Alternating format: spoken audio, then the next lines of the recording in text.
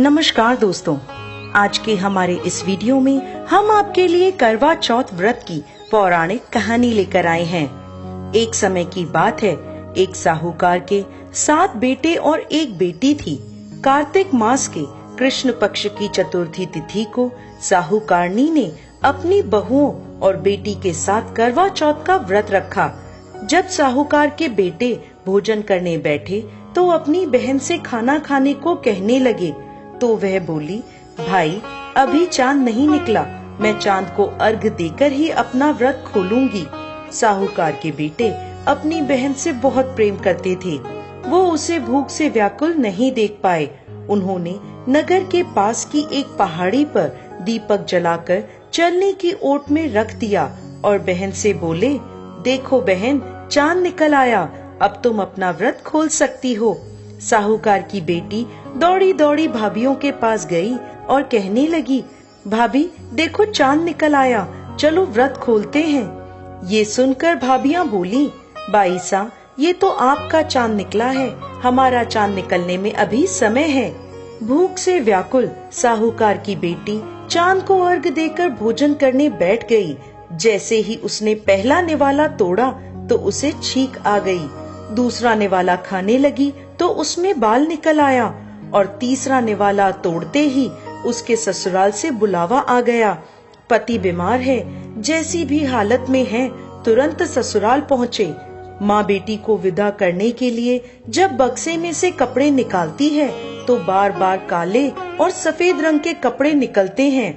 वो घबराकर अपनी बेटी से बोली, बेटा रास्ते में जो कोई भी छोटा बड़ा मिले सबके पैर छूती जाना, और जो कोई भी तुझे बूढ़ सुहागन होने का आशीर्वाद दे वहीं अपने पल्ले में गांठ बांध लेना। बेटी बोली, ठीक है माँ, और वह अपने ससुराल की ओर चल दी।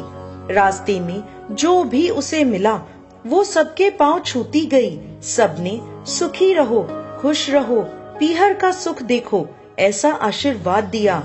देखते ही देखते वो अपने ससुराल पहुँच गई। ससुराल के आंगन में छोटी ननद खेल रही थी। जब उसके पास गई तो उसने आशीर्वाद दिया, सदा सौभाग्यवती रहो, पुत्रवती हो। ये सुनते ही उसने अपने पल्ले पर गांठ बांध ली और अंदर गई तो देखती है कि उसके पति का शव रखा है और उसे ले जाने की तैयारी हो रही है। वो बहुत रोई। जैसे ही उसके पति को ले जाने लगे वो रोती हुई बोली, मैं इन्हें कहीं नहीं जाने दूंगी। जब कोई नहीं माना तो बोली, मैं भी इनके साथ चलूंगी। जब वो नहीं मानी तो बड़े बूढ़े बोले, ले चलो इसे भी साथ में। वो सबके साथ शमशान चली गई। अंतिम संस्कार का समय हुआ तो बोली, मैं इन्हें नहीं जलाने दूंगी। सभी लोग नाराज हुए और बोले, पहले तो अपने पति को खा गई, अब उसकी मिट्टी भी खराब कर रही है। लेकिन उसने किसी की नहीं सुनी और अपने पति को लेकर बैठ गई। परिवार के बड़ों ने निर्णय लिया कि इसे यहीं रहने दो, एक झोपड़ी डलवा दो। वो उस झोपड़ी में अपने पति को लेकर रहने लगी। पति की साफ सफाई करती और उसके पास बैठी रहती। दिन में 2 बार उसकी छोटी ननद खाना देने आती। वो हर चौथ का व्रत करती, चांद को अर्घ देती और जब चौथ माता आती तो कहती, करवो ले, भाइयों की प्यारी करवो ले, घड़ी बुखारी करवो ले। वो चौथ माता से अपने पति के प्राण मांगती, लेकिन चौथ माता उसे ये कहती कि हमसे बड़ी चौथ माता आएंगी तब उनसे अपने पति के प्राण मांगना। एक एक करके सभी चौथ आई और सभी यह कहकर चली गईं। अश्विन की चौथ माता बोली, तुमसे कार्तिक की बड़ी चौथ माता नाराज है, तेरा सुहाग वही लौटाएंगी, तू उनके पैर मत छोड़ना और 16 श्रृंगार का सारा सामान तैयार कर लेना। जब कार्तिक की बड़ी चौथ करवा चौथ आई तो उसने अपनी छोटी ननद से 16 श्रृंगार का सामान मंगवाया, करवे भी मंगवाए। जब सास को यह पता चला तो वो बोली, पागल हो गई है, जो मांगती है दे आओ। साहूकार की बेटी ने करवा चौथ का व्रत रखा, जोत करी। जैसे ही चौथ माता प्रकट हुई तो बोली, करवो ले, भाइयों की प्यारी करवो ले, घड़ी भुकारी करवो ले, दिन में चांद उगाने वाली करवो ले। उसने उनके पैर पकड़ लिए और बोली, माता, मेरा सुहाग वापस करो। चौथ माता बोली, तू तो बहुत भूखी है, 7 भाइयों की प्यारी बहन है, सुहाग का तेरे लिए क्या काम। वो बोली, माता, मैं आपके पैर तब तक नहीं छोड़ूंगी जब तक आप मेरा सुहाग वापस नहीं करती। चौथ माता ने एक एक करके उससे सुहाग का सारा सामान मांगा और उसने 16 श्रृंगार का सारा सामान चौथ माता को दे दिया।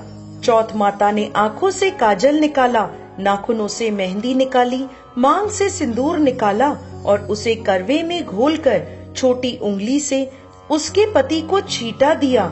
छींटा देते ही उसका पति जीवित हो गया और चौथ माता जाते जाते उसकी झोपड़ी पर लात मार गई, जिससे उसकी झोपड़ी महल बन गई। उसका पति जीवित हो गया। जब छोटी ननद खाना लेकर आई तो देखा भाभी की झोपड़ी की जगह एक महल खड़ा है। ननद को देखते ही वो दौड़ी दौड़ी उसके पास आई और बोली, बाईसा, देखो आपका भाई वापस आ गया, जाओ सासू जी से कह दो गाजे बाजे से हमें लेने आए। छोटी ननद दौड़ी दौड़ी माँ के पास गई और बोली, माँ माँ, भाई जिंदा हो गया। माँ बोली, भाभी के साथ साथ तेरा भी दिमाग खराब हो गया है। वो बोली, नहीं माँ, मैंने देखा है, सच में भाई जिंदा हो गया है। सभी घर वाले गाजे बाजे के साथ अपने बेटे को लेने पहुँचे। बेटे को जिंदा देखकर सास बहू के पैर छूने लगी और बहू सास के पैर छूने लगी। बहू बोली, माताजी, देखो आपका बेटा वापस आ गया। सास बोली, बहू, मैंने तो साल भर पहले इसे भेज दिया था, ये तो तेरे भाग्य से वापस आया है। हे चौथ माता, जैसी पहले लड़की के साथ करी वैसे किसी के साथ मत करना, और जैसे बाद में उसे अमर सुहाग दिया वैसे ही इस कथा को कहते, सुनते और हुंकार भरते सब पर कृपा करना। जय चौथ माता।